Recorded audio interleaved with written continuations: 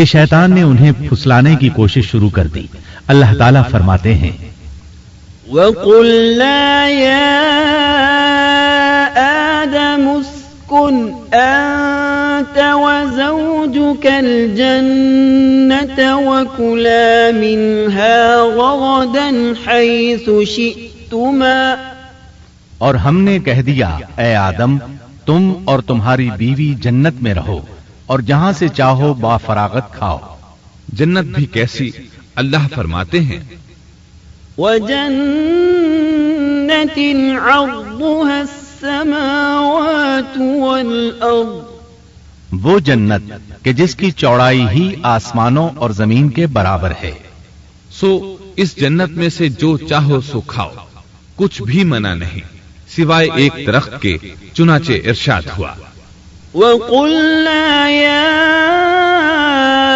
آدَمُ اسْكُنْ أَنْتَ وَزَوْجُكَ الْجَنَّةَ وَكُلَا مِنْهَا رَغَدًا حَيْثُ شِئْتُمَا وَلَا تَقْرَبَا هَذِهِ الشَّجَرَةَ فَتَكُونَا مِنَ الظَّالِمِينَ۔ اور ہم نے کہا اے آدم تم اور تمہاری بیوی جنت میں رہو، پھر جس جگہ سے چاہو با فراغت کھاؤ اور اس درخت کے پاس مت جاؤ ورنہ ظالموں میں سے ہو جاؤ گے۔ ایک اور جگہ فرمایا وَإِذْ قُلْنَا لِلْمَلَائِكَةِ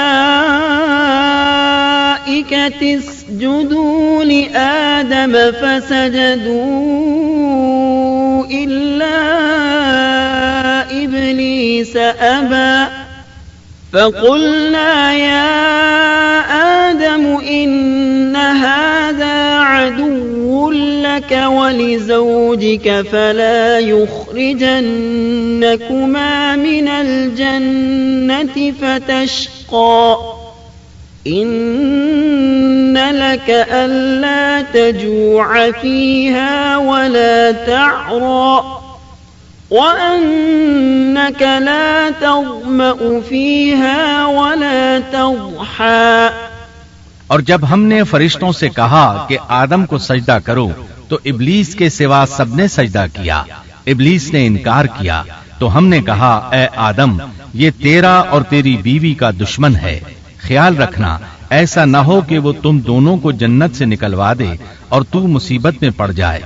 یہاں تو تجھے آرام ہے، نہ تو بھوکا ہے اور نہ ننگا، اور نہ تو یہاں پیاسا ہوتا ہے نہ دھوپ سے تکلیف اٹھاتا ہے۔ گویا اللہ نے سیدنا آدم علیہ السلام کو وسوسے سے پہلے ہی خبردار کر دیا تھا۔ ان آیات سے یہ بھی پتا چلا کہ انسان سے ابلیس کی عداوت اور دشمنی ابتدا ہی سے چلی آ رہی ہے، اور یہ بھی ثابت ہوا کہ جو لوگ کہتے ہیں کہ انسان ابتدا میں ننگا تھا ان کا قول صحیح نہیں، اس لیے کہ اللہ تعالیٰ نے جنت میں بھی آدم علیہ السلام پر لباس رکھا اور زمین میں بھی لباس نازل کر دیا، جیسا کہ اللہ تعالیٰ فرماتے ہیں يا بني آدم قد أنزلنا عليكم لباسا يواري سوآتكم وريشا ولباس التقوى ذلك خير۔ اے آدم کی اولاد ہم نے تم پر لباس کو نازل کیا جو تمہاری شرمگاہوں کو چھپاتا ہے اور زینت کا سبب بھی ہے، اور تقوی کا لباس اس سے بھی بہتر ہے۔ لہذا آدم ابتدا میں ننگے نہیں تھے، انہیں تو ننگے پن کا علم ہی نہیں تھا، نہ ہی ان کی بیوی کو برہنہ ہونے کا علم تھا۔ اللہ نے آدم علیہ السلام کو کامل نعمتوں سے نوازا، بھوک نہ پیاس، یہاں تک کہ پیاس کے اسباب سے بھی محفوظ، نہ گرمی اور نہ دھوپ، پھر بے انتہا حسن و جمال، مشقت نہ تکلیف، بدبختی نہ بدقسمتی۔ آدم اور حوا علیہ السلام کے دلوں میں وسوسہ ڈالنے کے بارے میں بھی قرآن نے روشنی ڈالی ہے۔ فوسوس لهما الشیطان، پھر شیطان نے ان دونوں کے دلوں میں وسوسہ ڈالا۔ یہ وسوسہ اس نے ان دونوں کو طمع دلانے کی صورت میں پورا کیا، اور یہ طمع دلائی کہ اس درخت کو کھانے سے ہمیشگی اور بقا ملتی ہے اور کبھی نہ ختم ہونے والی بادشاہت حاصل ہوتی ہے، اور اس وسوسے کا مقصد یہ تھا لِيُبْدِيَ لَهُمَا مَا وُورِيَ عَنْهُمَا مِنْ سَوْآتِهِمَا، تاکہ ان کا پردہ بدن جو ایک دوسرے سے پوشیدہ تھا دونوں کے روبرو بے پردہ کر دے۔ ان کی شرمگاہوں کو ننگا کرنے کے لیے اس نے ایسا کیا۔ وہ دونوں کپڑے میں ملبوس تھے، ستر ڈھانپ رکھا تھا۔ جب انہوں نے اس درخت سے کھایا تو لباس نیچے گر گیا، دونوں برہنہ ہو گئے۔ یہی شیطان چاہتا تھا کہ انہیں برہنہ کر دے، اللہ کی نافرمانی پر اکسائے۔ ارشاد ہوتا ہے فوسوس إليه الشيطان قال يا آدم هل أدلك على شجرة الخلد وملك لا يبلى۔ شیطان نے انہیں وسوسہ ڈالا، کہنے لگا اے آدم کیا میں تجھے دائمی زندگی کا درخت اور وہ بادشاہت نہ بتلا دوں جو کبھی پرانی نہ ہو؟ جب تم اس درخت سے کھاؤ گے تو ہمیشہ زندہ رہنے والے بن جاؤ گے اور زبردست بادشاہت حاصل کر لو گے۔ اس نے یہ تمنا بھی دلائی۔ وقال ما نهاكما ربكما عن هذه الشجرة إلا أن تكونا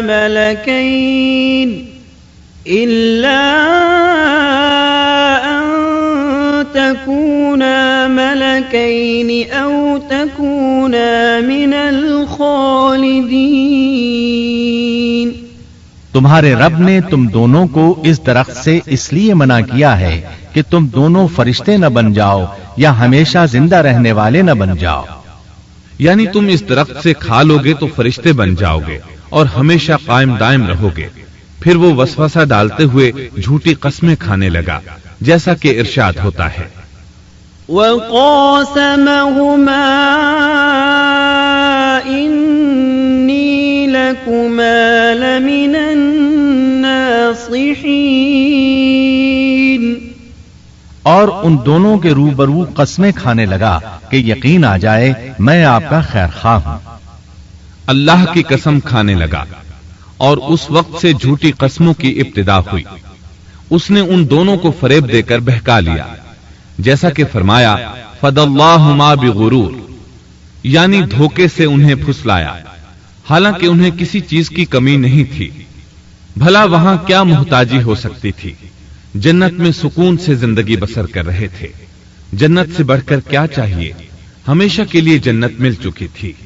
اللہ تعالیٰ فرماتے ہیں فَلَمَّا ذَاقَا الشَّجَرَةَ بَدَتْ لَهُمَا سَوْآتُهُمَا وَطَفِقَا يَخْصِفَانِ عَلَيْهِمَا مِنْ وَرَقِ الْجَنَّةِ۔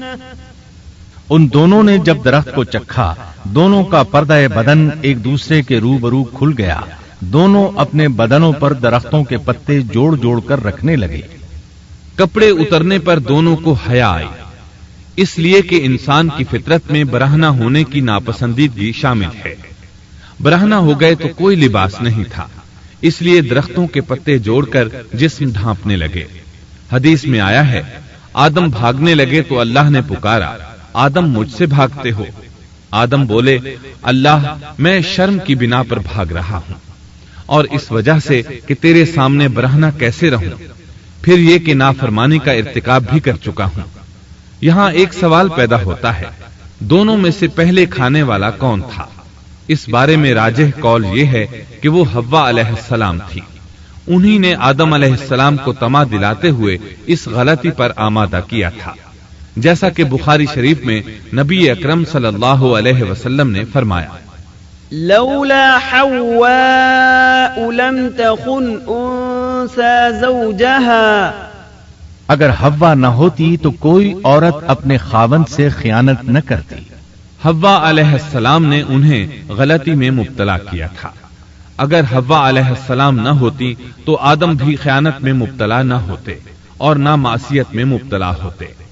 تب اللہ نے انہیں پکارا وَنَادَاهُمَا رَبُّهُمَا ألم أنهكما عن تلكما الشجرة وأقل لكما إن الشيطان لكما عدو مبين کیا میں نے تم دونوں کو اس درخت سے نہیں روکا تھا اور کیا یہ نہیں کہا تھا کہ شیطان تمہارا کھلا دشمن ہے؟ اب توجہ طلب بات یہ ہے کہ اس موقع پر دونوں نے کیا طرز عمل اختیار کیا۔ کیا وہ دونوں اپنی معصیت پر بضد رہے اور تکبر کرنے لگے، جیسا کہ ابلیس نے سجدہ کرنے سے انکار کیا تھا اور پھر لگا تھا اپنی معصیت پر اصرار کرنے، یا ان دونوں نے توبہ کر لی؟ جی ہاں، دونوں نے توبہ کر لی، جیسا کہ قرآن مجید میں آتا ہے، قالا ربنا ظلمنا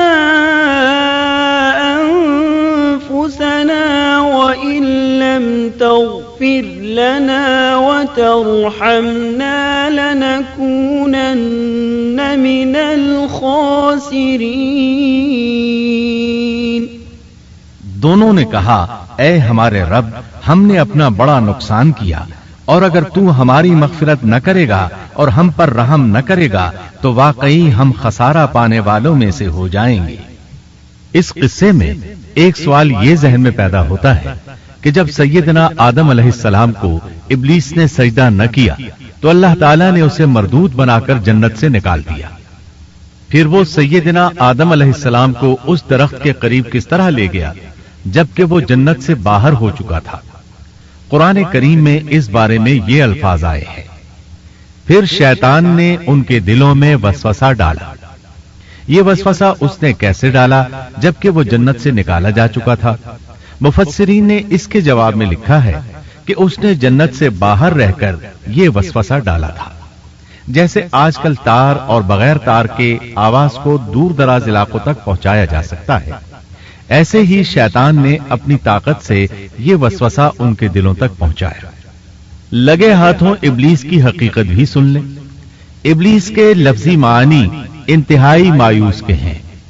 یہ راندہ درگاہ ہونے کے بعد ہمیشہ ہمیشہ کے لیے اللہ کی رحمت سے مایوس ہو گیا تھا، اس لیے اسے یہ لقب ملا، ورنہ روایات کی روح سے اس کا اصل نام عزازیل تھا۔ پہلے یہ جنات میں سے تھا، اپنے رب تعالی کی اطاعت سے نکل کر ابلیس ہوا۔